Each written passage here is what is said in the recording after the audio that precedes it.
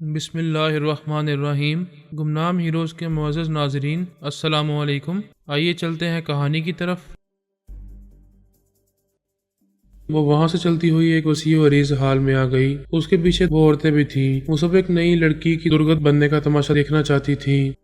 اس بڑے حال میں راتوں کو مجرا ہوا کرتا تھا۔ صنم بائی ایک شاہانہ طرز کی اونچی کرسی پر بیٹھی دو گھنٹوں سے کہہ رہی تھی، میں تم لوگوں کو اچھی خاصی رقم دیتی رہتی ہوں، تم لوگوں کو چربی چڑھ گئی ہے، ایک ہفتہ گزر چکا ہے اور تم اس لڑکی کو اٹھا کر نہ لا سکے۔ انوشے نے وہاں آ کر پوچھا، تم کس لڑکی کو اٹھوانا چاہتی ہو؟ وہ چونک کر اسے دیکھتی ہوئے بولی، ارے شبانہ، تم یہ بیگ اٹھا کر کیوں آئی ہو؟ وہ تن کر بولی، میں جا رہی ہوں اور جانے سے پہلے تمہارا یہ دھندا چوپٹ کر کے جاؤں گی۔ صنم بائی نے ذرا چونک کر اسے دیکھا، پھر ناگواری سے کہا، بچی ہو، بچوں جیسی ہی باتیں کرو گی، اب جاؤ اور اچھے بچوں کی طرح اپنے کمرے میں رہو۔ وہ پلٹ کر جاتے ہوئے بولی، میں تو یہاں سے جا رہی ہوں۔ بائی نے اسے غصے سے دیکھا، پھر ایک گنڈے کو حکم دیا، اسے پکڑو اور اٹھا کر کمرے میں پھینک آؤ۔ ایک گنڈا اس کی طرف بڑھنے لگا۔ انوشے نے سوچ کے ذریعے کہا، دوست، یہ مجھے پکڑنے آ رہا ہے۔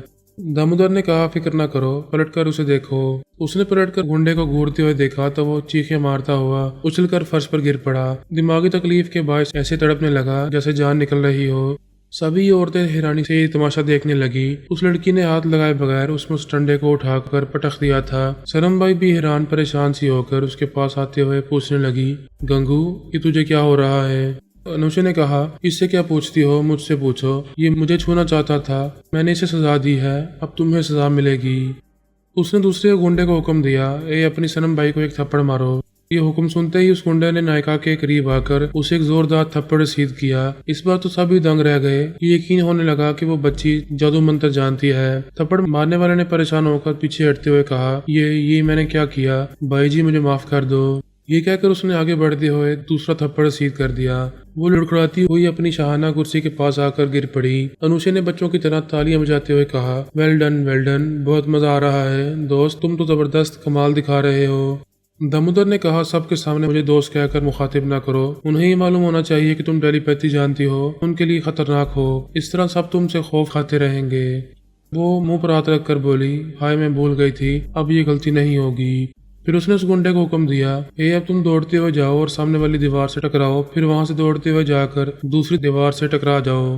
وہ اسی لمحے میں دوڑتا ہوا سامنے والی دیوار سے ٹکرایا تو حلق سے چیخ نکل گئی۔ وہ الٹ کر فرش پر گر پڑا، پھر کراتے ہوئے اٹھنے لگا۔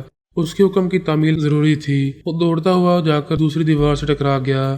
دم کی آواز سے یوں لگا جیسے سر پھٹ گیا ہو۔ وہ فرش پر گرا تو پھر اٹھ نہ سکا، بے ہوش ہو گیا۔ سبھی عورتیں شدید حیرانی سے منہ کھولے کھڑی تھی۔ انہوں نے اس کے سامنے ہاتھ جوڑ کر سر جھکا دیے۔ صنم بائی نے ہاتھ جوڑ کر گڑ گڑاتے ہوئے کہا، اے بیٹی، تم کون ہو؟ مجھے معاف کر دو۔ وہ ڈانٹ کر بولی، خبردار، مجھے بیٹی نہ کہنا، تمہاری جیسی گناہ گار عورت کسی کی ماں نہیں ہو سکتی۔ معافی چاہتی ہو تو یہ دھندا بند کر دو، ان چاروں عورتوں کو 5-5 لاکھ روپے دے کر یہاں سے جانے دو۔ وہ گڑ گڑانے لگی، ایسا حکم نہ دو، میں کنگال ہو جاؤں گی۔ وہ بدماش جو ذہنی زلزلے کا جھٹکا کھا کر فرش پر گرا تھا، اب اٹھ کر بیٹھ رہا تھا۔ اس نے دامودر کی مرضی کے مطابق نائکا کو تمانچہ مارتے ہوئے کہا، یہ ننھی دیوی جی حکم دے رہی ہیں، فوراً عمل کرو، میں تمہیں تمانچے مار رہا ہوں، مجھے معاف کر دو۔ اس نے پھر تمانچہ رسید کرتے ہوئے کہا، یہ دیوی جی چلی جائیں گی تو میں تم پر ہاتھ نہیں اٹھاؤں گا، تم مار سے بچنا چاہتی ہو تو فوراً حکم کی تعمیل کرو۔ صنم بائی جلدی سے اٹھ کر اپنے کمرے کی طرف جاتے ہوئے بولی، تم سب آؤ، میں ابھی مطلوبہ رقم دیتی ہوں۔ اس نے اپنے کمرے میں آ کر ایک تجوری کو کھول کر چاروں عورتوں کو 20 لاکھ روپے دیے۔ انوشے نے ان عورتوں سے کہا، تمہارے پاس سونے کے جتنے زیورات ہیں اور جو ضروری چیزیں یہاں ہیں وہ سب لے جاؤ۔ پھر اس نے صنم بائی سے کہا، میں جا رہی ہوں، یاد رکھو، اگر ان 4 عورتوں کے پیچھے تم نے اپنے گنڈے لگائے تو سمجھو موت تمہارے پیچھے پڑ جائے گی۔ صنم بائی نے انکار میں ساری لا کر اپنے کان پکڑے۔ وہ عورتیں انوشے کے آگے عقیدت سے جھک کر اس کے پیروں کو چھونا چاہتی تھیں۔ اس نے ایسا کرنے سے انہیں روک دیا۔ وہ سب اپنا ضروری سامان لے کر وہاں سے چلی گئیں۔ دامودر نے کہا، شبانہ، تم اس شہر کے کسی بھی مہنگی ہوٹل میں جا کر ایک کمرہ لو، تھوڑی دیر بعد تمہارے پاس لاکھوں روپے پہنچ جائیں گے۔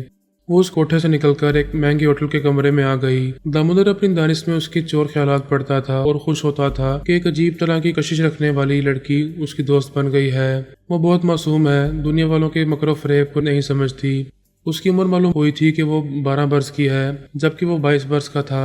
اسے ایک بھرپور جوان درشیزہ سے عشق و محبت کا سلسلہ رکھنا چاہیے تھا، لیکن اس کا دل اب تک کسی حسینہ پر مائل نہیں ہوا تھا۔ انوشے کے متعلق اس کی سوچ یہ تھی کہ ابھی بچی ہے، پھر دوستی کر کے اس کے ساتھ اچھا وقت گزر سکتا ہے۔ جب وہ جوان ہوگی تو دیکھا جائے گا۔ اچھے اور سچے دوست کسی پہلو سے غرض مند نہیں ہوتے۔ انوشے نے اس کے چور خیالات پڑے تھے۔ وہ روحانی ٹیلی پیتھی کے ذریعے ذہن کے طریق گوشوں میں بھی پہنچ جاتی تھی، وہاں چھپی ہوئی چوری اور بدنیتی کو سمجھ لیتی تھی۔ اس نے اچھی طرح اطمینان کیا تھا دامودر کے اندر بدنیتی نام کو نہیں تھی۔ وہ 1 گھنٹے کے اندر نوٹوں سے بھرا ہوا بریف کیس لے کر اس کے پاس پہنچ گیا۔ اسے دیتے ہوئے بولا، یہ 10 لاکھ روپے ہیں، انہیں دل کھول کر خرچ کرو اور آ جائیں گے۔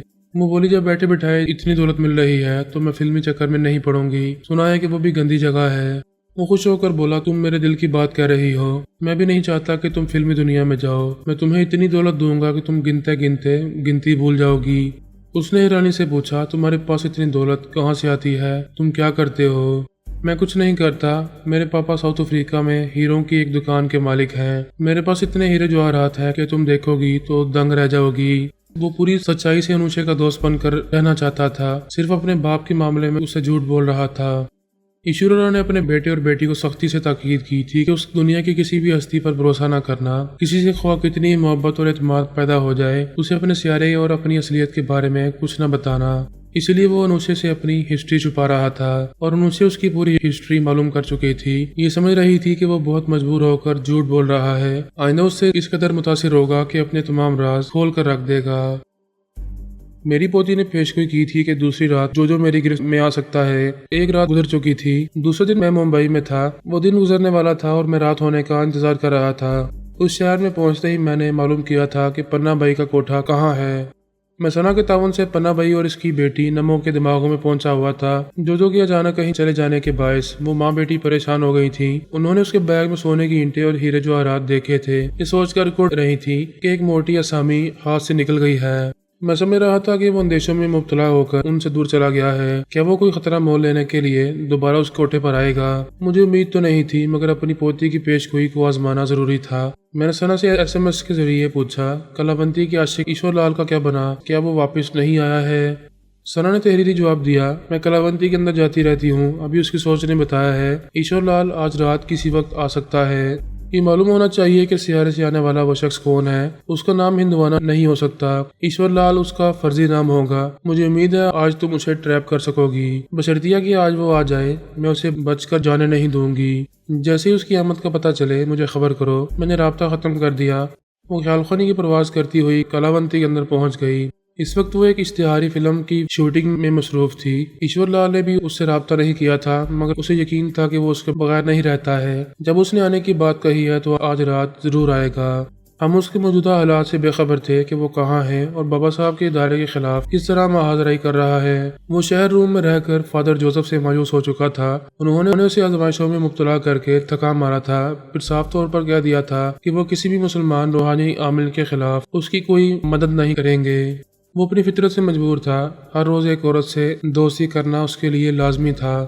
اس نے پہلے ایک راہبہ پر نیت خراب کی، پھر مالک مکان کی بیٹی جینی کو حاصل کرنا چاہا، مگر فادر جوزف نے ایسا ہونے نہیں دیا۔ ان حالات میں وہ بری طرح بوکھلا گیا تھا۔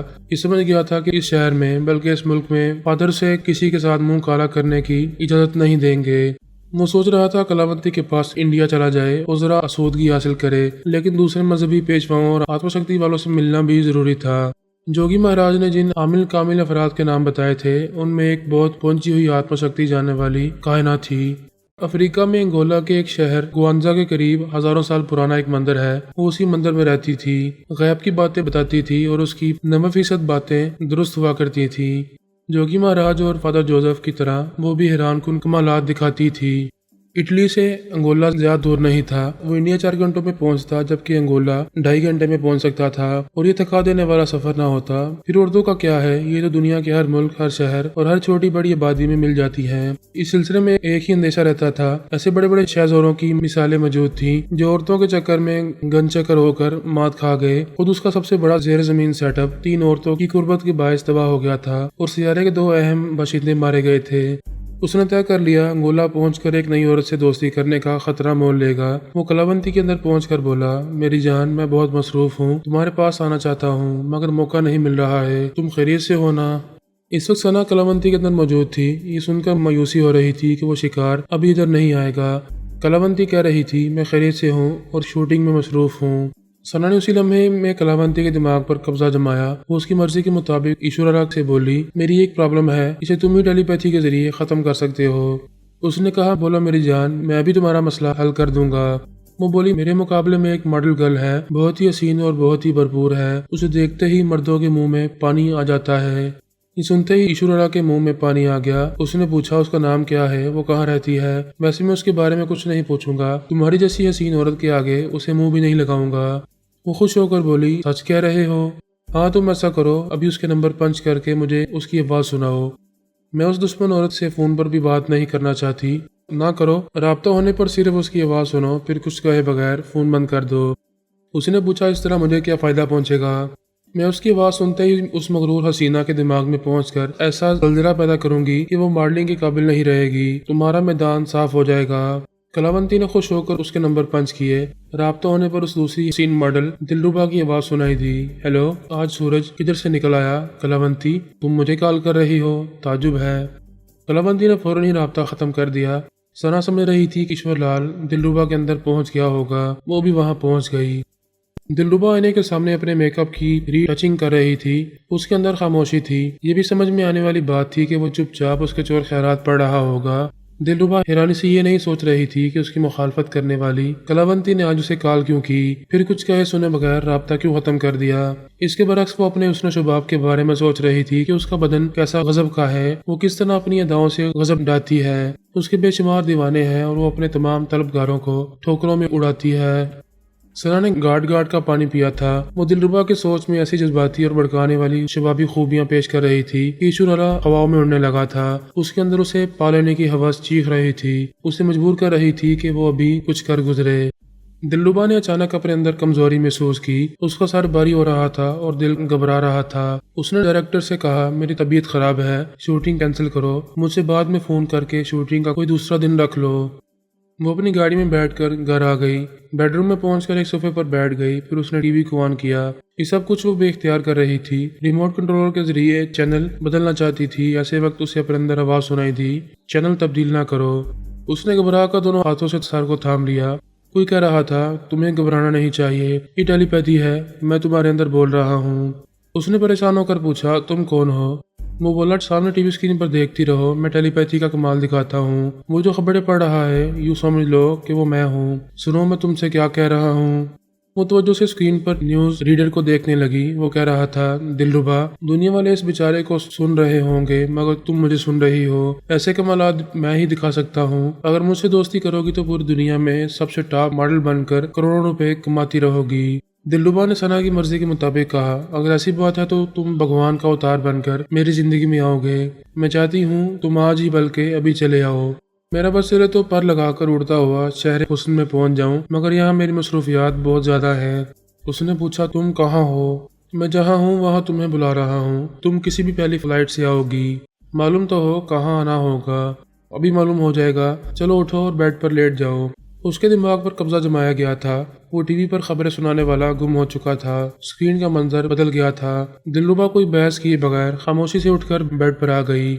سنا ذرا دیر کے لیے مایوس ہوئی تھی کہ وہ مصروف ہے، انڈیا نہیں آئے گا، پھر یہ سن کر اطمینان ہوا کہ وہ جہاں ہے وہاں دلربا کو بلا رہا ہے۔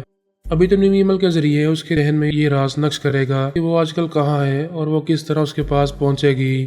وہ یہی کر رہا تھا، اسے اپنی معمولہ اور تابعدار بنا کر حکم دے رہا تھا، تم کسی سے نہیں کہو گی کہ افریقہ کے ایک ملک انگولا جا رہی ہو، جب وہاں پہنچو گی تو بتاؤں گا کہ آگے تمہیں کہاں آنا ہے۔ اس نے ایک خاص آواز اور لب و لہجے کے ذریعے اس کے دماغ کو لاک کر دیا۔ سرا نے SMS کے ذریعے مجھے مخاطب کرتے ہوئے کہا، میں نے سوچا تھا وہ ایشور لال کلاونتی سے یا دلربا سے ملنے ممبئی آئے گا، لیکن وہ انگولا میں مصروف ہے، یہاں نہیں آئے گا۔ میں نے پوچھا، کیا یہ معلوم ہوا ہے کہ وہ انگولا میں کہاں ہے؟ اس نے جواباً لکھا، دلربا اس کی معمولہ اور تابعدار بن چکی ہے، وہ اسے وہاں بلا رہا ہے، جب وہ وہاں پہنچے گی تو اسے بتائے گا کہ وہ انگولا کے کس شہر یا کس قصبے میں ہے، مجھے بھی اسی وقت معلوم ہوگا۔ میں نے لکھا، مجھے معلوم ہونا چاہیے کہ کس آواز اور لب و لہجے کے ذریعے دلربا کے دماغ کو لاک کیا گیا ہے۔ SMS میں تحریر سے لب و لہجہ سنایا نہیں جا سکتا، سننا چاہتے ہو تو دو ہی صورتیں ہیں، تم میرے اندر آؤ یا مجھے اپنے اندر آنے دو۔ میں ذرا گڑبڑا گیا، یہی بات سمجھ میں آئی کہ دو میں سے کوئی بات ماننی پڑے گی۔ دماغوں میں آنے کا مطلب یہ ہوتا ہے کہ ہم نے ایک دوسرے کو پا لیا ہے، جبکہ ہمیں دور رہنے کی تاکید کی گئی تھی۔ اس نے پوچھا، کس سوچ میں پڑ گئے؟ میں نے لکھا دلربا کے اندر جاؤ، تم وہاں رہو گی تو اس کا دماغ مکفل نہیں رہے گا، میں 1 منٹ کے اندر وہاں پہنچ رہا ہوں۔ اس نے پوچھا میرے اندر آؤ گی تو کیا تمہارا بید کھل جائے گا؟ میں نے مسکرا کر لکھا جا نہ بولو، میں دلربا کے اندر پہنچ رہا ہوں۔ میں نے اپنا فون بند کیا، پھر 1 منٹ کے بعد پہنچا تو دلربا کے مکفل دماغ میں جگہ مل گئی۔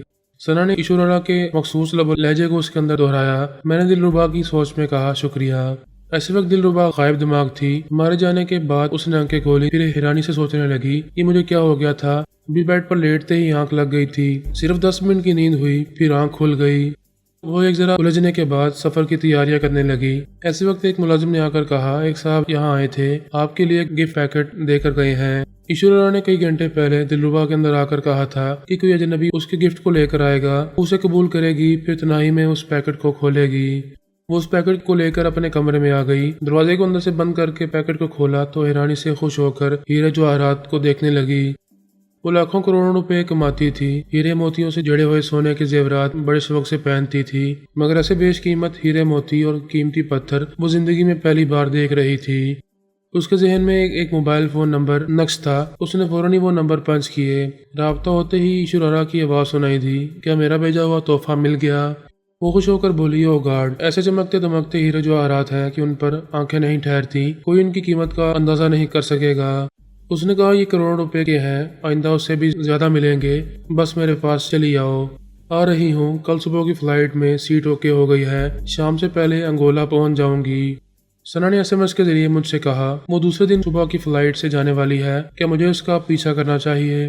میں نے لکھا یہ مناسب نہیں ہوگا، اس شخص کو صبح ہو سکتا ہے کہ کوئی دلربا کے تعاقب میں ہے، بہتر یہ ہے کہ خیال خوانی کے ذریعے اس ماڈل کے اندر رہو اور اس کے آس پاس رہنے والوں کو اعلیٰ کار بنا کر اس کی نگرانی کرتی رہو۔ اس نے پوچھا تم بھی یہی کرو گے؟ ہاں، ہماری کوشش یہ ہونی چاہیے کہ اسے شبہ نہ ہو اور وہ آسانی سے گرفت میں آ جائے۔ ثنا میری آج رات کی مصروفیات کے بارے میں نہیں جانتی تھی کہ انوشے کی پیشگوئی کے مطابق جو ہاتھ لگنے والا ہے۔ میں بار بار پنا بھائی اور اس کی بیٹی نمو کے اندر جا رہا تھا، مجھے مایوسی ہو رہی تھی، وہ کم وقت ان سے رابطہ نہیں کر رہا تھا، شاید چپ چاپ ان کے اندر جا کر معلوم کرتا ہوگا کہ اس کے لیے وہاں خطرہ ہے یا نہیں۔